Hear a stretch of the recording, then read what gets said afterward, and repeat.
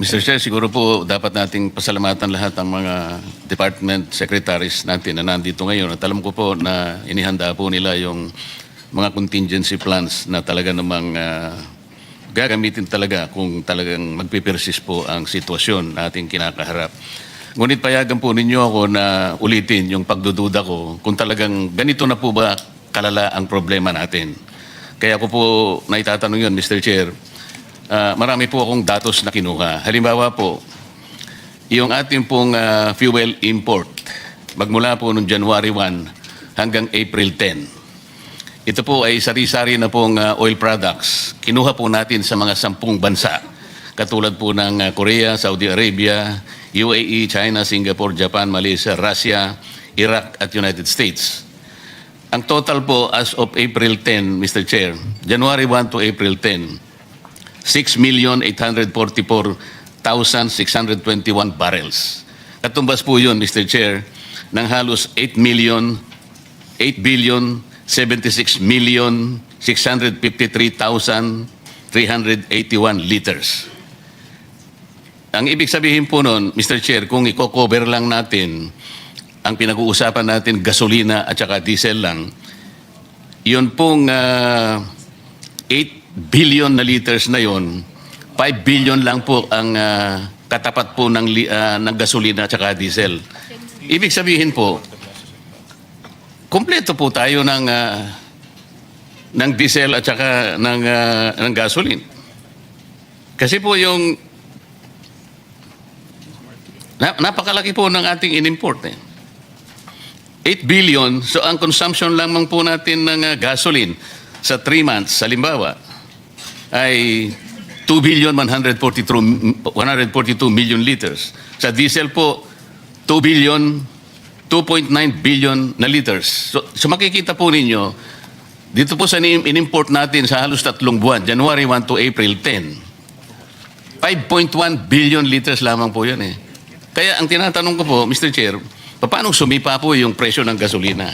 At may katapat pa pong datos, halimbawa, mula po nung March 1 to March 31, Mr. Chair, sa ngayon po sa nakalap kong datos, nag-import po tayo ng diesel, March 1 at saka hanggang 31 lang po to, Mr. Chair. 951,669 metric tons.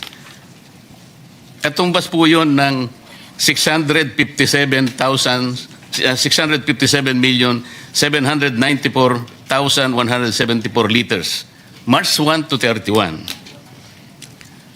Yung gasolina naman po, yun po yung gasolina, 657,794,174 liters. March 1 to March 31. Ang gasolina po, ang diesel naman po ay yun po, 951,000, katumbas po ng 1.1 billion liters.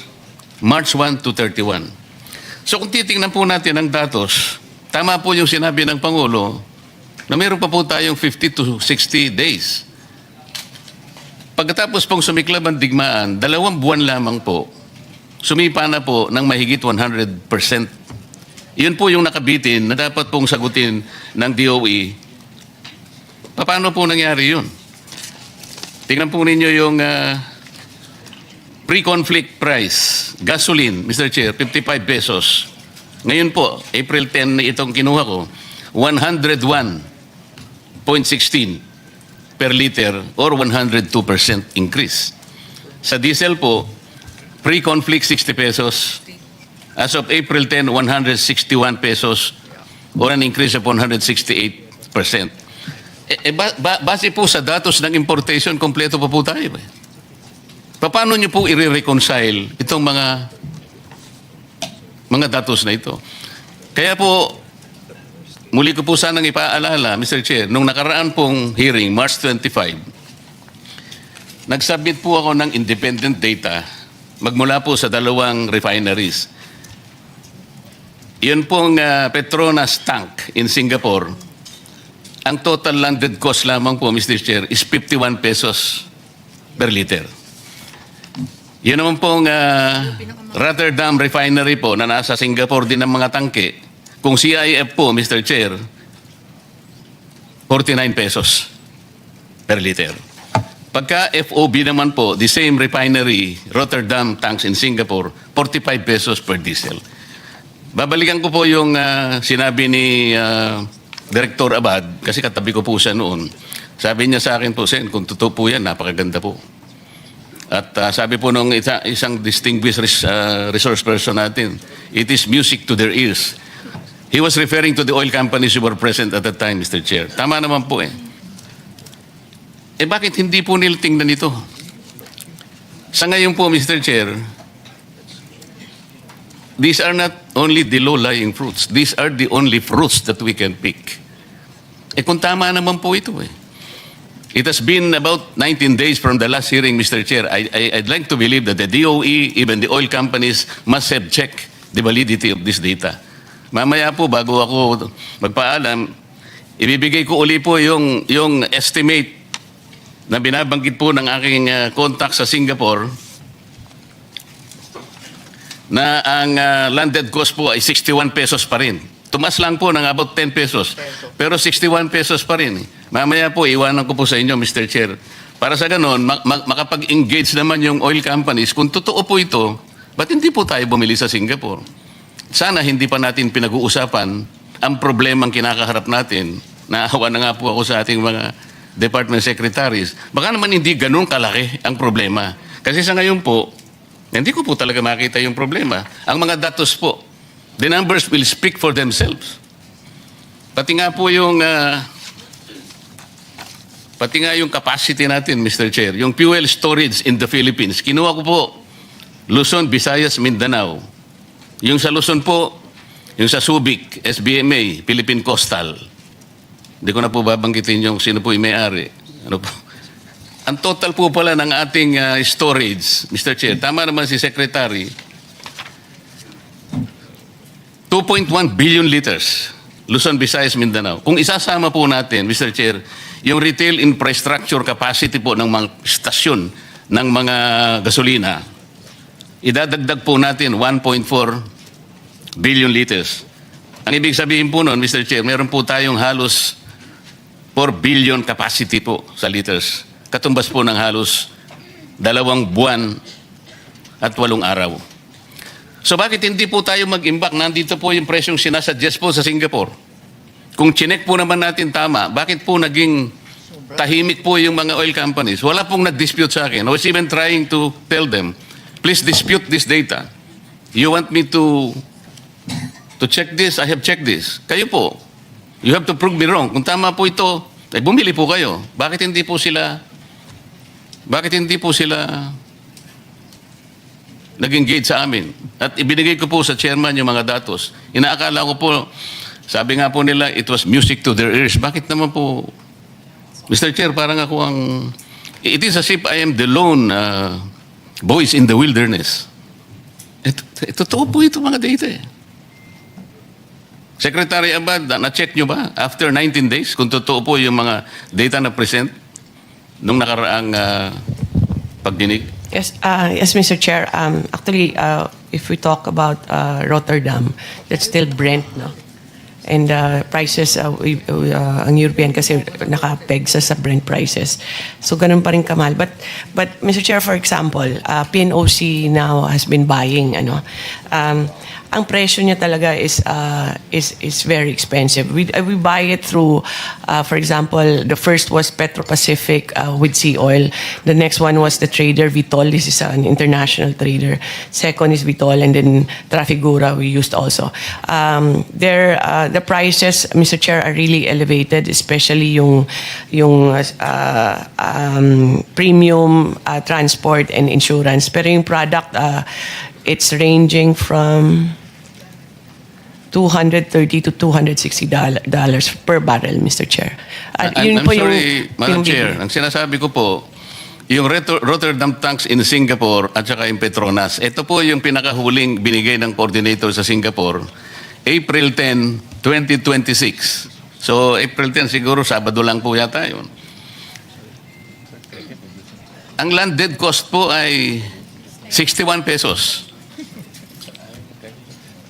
Bakit hindi po i-consider ng oil companies na doon na lang sila bumili? 61 pesos per liter.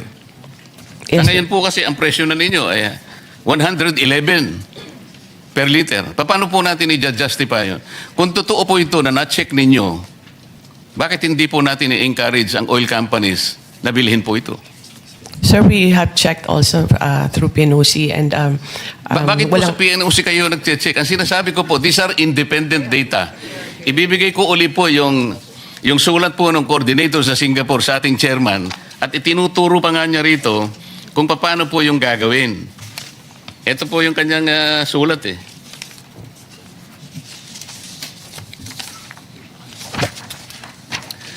Ang sinasabi po niya, Mr. Chair, refinery tank to vessel procedure in Jurong, Singapore.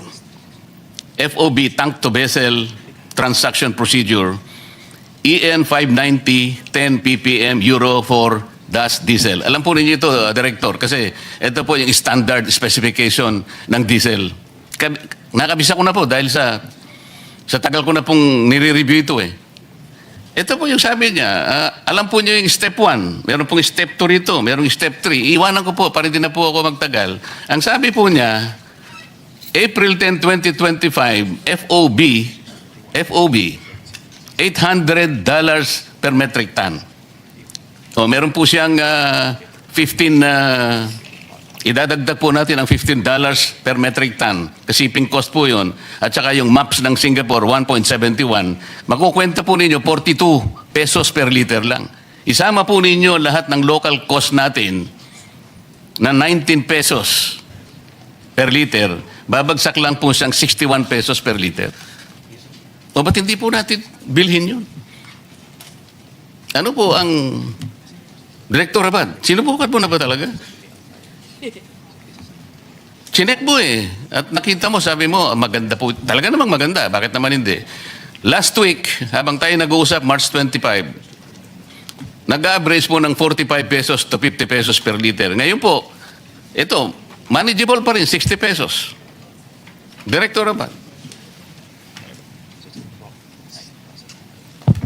Mr. Chair, we need to get the whole information because if we look at the maps for last week, the FOB, as you mentioned, is for diesel is around 228, almost $229 per barrel. Now, we need to get if this difference, kasi parang ang estimate niyo po, sir, nasa 70 plus lang US dollar per barrel yan. So, definitely that's it's almost the miracle amount if that is the, and that will be that will really help us if that will be the import price as compared to what we have now in maps at, Director, at magmula nung 259. March 25 hanggang ngayon, more than 2 weeks na po ang nakararaan. Hindi po, ibig nyo sabihin, hindi pa po nyo na-check ito? Mr. Chair, we need to get the contact number of the trader because as mentioned by Secretary. Iniwan ko nga po yung contact sa chairman eh. Ang totoo yun, alam po ba niyo yung contact na yun? Okay. Sumulat po sa chairman, nag-o-offer po siya ng kanyang tulong sa lahat ng interesadong oil companies na direktang kumuha through vessel tank structure. Ito po, iwanan ko na naman po itong pinakahuli, pati yung step. There are 3 steps involved kung paano ninyo sila paano kayo makakabili doon. Bakit hindi po ito muna ang pag-aralan natin? Baka ito po ang makakasave sa atin eh. Hindi ko po sinasabi na huwag natin pag-usapan ng contingency plans. Tama naman po yun. Dapat meron tayong pananggalang. Pero kung titingnan po natin, meron pa naman palang pag-asa na meron tayong kukuhanan at hindi naman pala ganito kalubha. Ayoko naman pag-usapan na natin ng malulubhang problema, hindi pa naman talaga dapat mangyari pala. This is the whole point, Madam Secretary. Yes, Mr. Chair. We'll get the bureau to get the data and talk to the oil companies, Mr. Chair. So, Mr. Chair, for the record, I am again submitting to you the steps provided by the contact in Singapore, including the Step 4 importation cost model to the chair na ngayon po ay $800 per metric ton. Katumbas po ng kung isasama po ng landed cost ay 61 pesos per liter lang. Hindi po kagaya ng ibinebenta na po ngayon sa atin na mahigit na pong 120, 130 pesos per liter. Salamat po, Mr. Chair.